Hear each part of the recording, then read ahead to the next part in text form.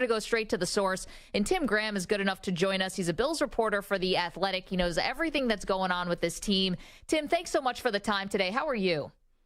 I'm doing fine. Thought I'd be writing about football all week, but it's been a strange one. Yeah, let's pause there, because I think Stefon Diggs is a big enough star that this has gained a lot of attention nationally, which is a team reporter was caught on a hot mic in a sort of candid moment, maybe joking around, maybe not, we're not sure, sort of saying that she doesn't want to ask Stefon Diggs for an interview because he would just say, bleep you, right to your face, right? And they kind of have a laugh about it. Well, Diggs got wind of this, and he responded on his social media.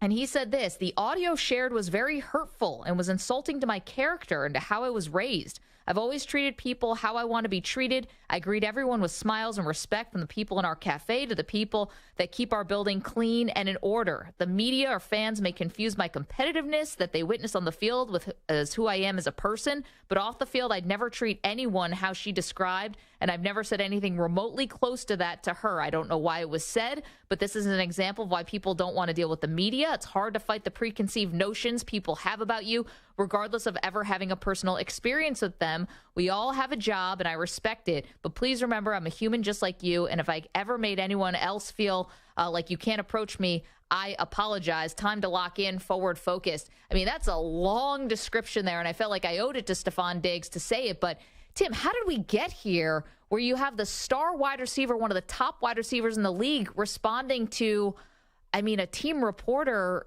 saying something about him? Yeah, the hot mic was unfortunate. She was joking. I know the people involved. I can tell by all the voices and the tenor of the conversation. The way it was broken down in that discussion was somebody asking the team reporter, hey, why don't you go see if you can get Stefon Diggs? And it was her way of saying, I have no additional pull than any of you guys do. He treats us all the same. She said it a little hyperbolically, and it was not meant to be taken literally. But it caught fire. Somebody posted a snippet of it online. It then became a story. It was on ESPN's ticker last night. TMZ picked it up. And so really it was a throwaway comment that if anybody else had said it that wasn't a team employee, it's probably not taken as seriously, but maybe Stefon Diggs also felt the need that he wanted to make a bigger point. And rather than talking it out through the team, decided to post what he did on Twitter, which is his right, and he's justified. And if that's the way he feels, that's fine. But it certainly did escalate the situation. And now this team reporter, people are calling for her to be fired. She was viewed in a sympathetic light when she apologized immediately after. People on Twitter I was looking were saying things like, you have nothing to apologize for. But then when Stefon Diggs, 24 hours later, puts out his comments, people see, oh, Steph is upset, she should be fired, and she sucks. And it's turned into this kind of this weird, again, it's bizarre, and it's not football. It's a fascinating media story to me, but I'm not reporting about this for The Athletic. This is not a football story to me, and that's why I'm amazed at how something so silly could become so sensationalized, but I shouldn't be. I've been doing this for years. Yeah. Tim, maybe this is a silly question, but how media available is Stefon Diggs usually on the scale of the most media available guy, the least? Where does he fit? For a superstar player, probably middle of the road. Sometimes we won't hear from him for a few weeks. A lot of, even star players, you're supposed to be made available on a day-to-day basis. And some teams, they have a carve out for, say, the quarterback, where he will do his media availability once a week because of the demands that are put on quarterbacks. Some other star players, but he doesn't have that carve out. And so he speaks when he wants to speak. Sometimes it's once a week. Sometimes it's not for a few weeks. Sometimes it's after the game. Well, it's actually rarely lately after a game. But if you were to walk up to him his locker stall, as I did yesterday, and have small talk with him or get a quick quote about something, he's usually pretty affable about it, and it's no big deal. So he is not. And that's where I think the people who are around the situation in Buffalo know that this reporter was saying it tongue-in-cheek, because he doesn't say that. It was just her way of saying he could just as easily tell me to pound sand, whatever euphemism you want to use, pounds, whatever. She just chose an unfortunate way to say it. She said, she didn't say the word. She just said F you in a joking manner, that he treats everybody the same in that regard. I'm not special just because I work for the team. And it was, again, I thought innocuous. And then it obviously became a massive story. I'm seeing different takes on this that involve a racial component or the vice versa, that he is punching down on a team employee, man with a power imbalance over the team employee who is considered disposable. And, so it's turned into, like I say, it's a social commentary more than anything else. And here I am talking about it and not 4 turnovers. We're going to get to that. Or the punt. We're going to get to that. We're definitely. Again, it's the reality show. It's one more episode in the reality show that got us through Wednesday and Thursday, right? And that's really what'll happen. And it's unfortunate that this reporter was our fodder for 48 hours. Tim Graham is joining us. He's a Bills reporter for The Athletic. I agree with you. But the thing about this, Tim, I think that is resonated and caught fire, not about the racial component or the workplace dynamic. It's about Diggs. And if Diggs hadn't in training camp left the team when Sean McDermott said that he was worried, it was alarming to him or whatever the language. It was mini camp. He did. He was there for training camp. Sorry. Thank you camp. for correcting. Mini camp, Diggs and his relationship to not just Josh Allen, but also to the team, I think is one that's the bigger picture here. This little small tete-a-tete, that's going to blow over, and you're right. But, where is Diggs and the team? Where's their relationship? There's obviously still some friction, and we never got clarity. Now, the team feels satisfied about it, and at some point, the media and the fans have to shrug our shoulders and say, okay, the team's whatever. The team has found its resolution. Josh Allen says he's on the same page with Stephon Diggs. Kumbaya. But we never did find out what the reason was. We were told it was no big deal, but then the counter to that is, if it's no big deal, then why don't we know what it was?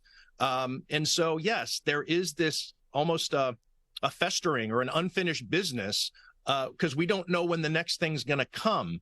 Now, that's why I didn't view it as a story. This whole thing being silly, this is a unforced error as far as I'm concerned. It's now here we are talking about all this again. I mean, but here's the weird dynamic about Stephon Diggs is whatever reputation he has for being, finger quotes, difficult, I've never seen it. And I would not fault him for that. I mean, that's why what was said on the hot mic to me was clearly tongue in cheek and totally twisted the wrong way. She apologized.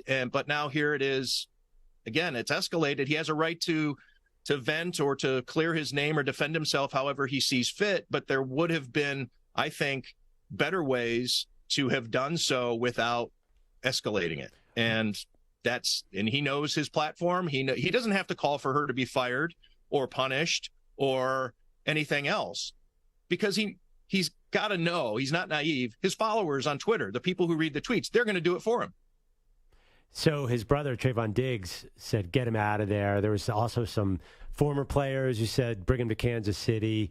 Is there any possibility that there is some real discontent there and he's quietly wouldn't mind being traded? I mean, it feels weird that a contender like Buffalo would make a trade. But if there's this movement, who knows, right? Or again, that's where I think this is all so overblown, is that now these conversations naturally happen, right? We're looking for the nuance. We're looking for the next feather or this next little wrinkle. And it didn't have to be this way. I mean, so here it is heading into week 2, and players around the league are now putting that out into the ether that Stephon Diggs either is available or should be available because of this unhealthy situation in Buffalo. So, yeah, I don't think it's realistic. The Bills are a Super Bowl contender. Who are they going to get to replace Stephon Diggs? They're talking. They've had trouble finding a number 2 to Stephon Diggs. They're not going to, they don't have anybody who can step in and fill those shoes. 10 catches on 13 targets Monday night, 102 yards, a touchdown. He's it in the passing game. Now they're trying other things with their tight ends and going to 12 personnel. And Gabe Davis had a great offseason. He could still fit in there as the number 2 guy, but there's nothing they can do. There's nothing they can do to replace Stephon Diggs, and I don't think they need to. It's crazy. But here we are, here. and I think justifiably so. People are talking about it, especially when guys around the league, like you say, are throwing it out there that here he's on the block or could be. Yeah. I think they still smell a little blood in the water. Then the fan bases get involved in all of that. Tim, last one for me, and thanks again for carving out some time for us here on a Friday afternoon, which is big fan of the show. Oh, thanks. Whenever you need me. No, Josh Allen. It was a horrible performance on Monday Night Football. He knows that. He's owned up to it. My question, because you're around this team and you know this building, is there anybody in the building right now who actually could get through to Josh Allen and say, listen, the hero ball has to stop. We've got to run the offense. There's going to be plenty of time for explosive plays. You're going to get those wow plays. They're going to come. But you can't face a Jets team that loses Aaron Rodgers 4 snaps into the game and then keep playing the Jets as if Aaron Rodgers is on the other side when that's clearly not the case. Is there anyone in the building that can get that message across? I don't know that there is. And in fact, they've lost a lot of those calming voices over the last couple of years, namely Brian Dable when he became head coach of the Giants and he took assistant quarterbacks coach Shea Tierney with him. Davis Webb, a backup quarterback who they had and thought so highly of that they offered him their job to be quarterbacks coach. If he were to stop playing quarterback, they were going to hire him, no experience, because Josh Allen and he got along so well, the chemistry there. He turned it down because he wanted to keep playing and adding NFL seasons to his bank account and his pension rather than coaching salary. They lost... Of course, Matt Barkley. I mean, even back up, these voices around him just aren't there. And yes, Joe Brady is the quarterback's coach down there on the field. Ken Dorsey is the offensive coordinator. He's up in the press box. There needs to be somebody there that helps in this regard. My teammate, Matthew Fairburn's got a story coming tomorrow at The Athletic in which he interviewed Brad Childress about how you can harness a wild quarterback. And one of the points that he made that I never even would have thought of is how valuable Leslie Frazier was to helping his quarterbacks and to keeping a calm within the building. And so even Leslie Frazier's departure now, and something I hadn't thought of. But Brad Childress makes a great point that calming influence of even Leslie Frazier could probably be helpful to Josh Allen right now. Tim, sorry, one more. Defensive coordinator, that's interesting. One more non-football question. Our former colleague at Sports Illustrated, Jim Trotter, in a lawsuit claimed that Terry Pegula, or he'd heard Terry Pegula had a quote, if black players don't like it here, they should go back to Africa. What's been the local reaction to that story, which is another story that took off this week? Well, I'm in a delicate situation because Jim Trotter works for The Athletic now. I do have some guidance from my editors about speaking on it, and we're not prohibited from reporting on it. Got it. But I would rather not do that anywhere other than at The Athletic. You know what I mean? Totally. So I'd rather not say some things here that I wouldn't already have, for my employer. But just to give you my sense, there are people who are divided about it. There's the concept of it being heard secondhand. So there are people who are willing to take it with a grain of salt. But there are also people who are very upset about it, about the possibility that this was said. And what becomes of it, I'm not sure. But the other thing, it's funny. Well, it's not funny. It's strange how that story, followed up by the Stephon Diggs story, has been so dominant in Buffalo heading into week 2. The home opener is in a few days, and we have barely been talking about football around here. It's strange. I mean, second year. I mean, look at last year. To Maggie, of course, as a Bills fan, there's never been a season like the Bills last year. I mean, if you guys could just stick to football, you might be in good shape. It's been everything but.